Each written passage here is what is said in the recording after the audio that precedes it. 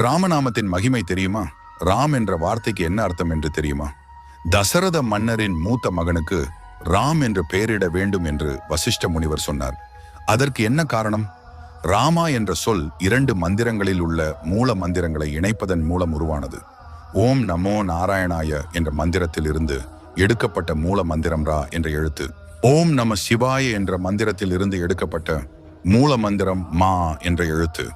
இந்த 2 மூல மந்திரங்களும் இணைந்துதான் ஸ்ரீராமருக்கு ராமா என்று பெயரிடப்பட்டது. அதனால் தான் ராமநாமம் மிகவும் சக்தி வாய்ந்தது என்று சொல்கிறார்கள். இலங்கை நகருக்கு செல்ல வானரர்கள் அனைவரும் சேர்ந்து ராமசேது பாலத்தை கட்டினார்கள். ராமர் தனது படையுடன் அந்த பாலம் வழியாக இலங்கை சென்றார். ஆனால் அனுமன் மட்டும் ராமநாமத்தை ஜபித்துக் கொண்டே கடலை தாண்டி இலங்கை சென்றார். ராமநாமத்திற்கு அவ்வளவு சக்தி உள்ளது. நமது மனம்தான் நமக்கு மிகப்பெரிய எதிரி. தினமும் பலவிதமான சிந்தனைகளால்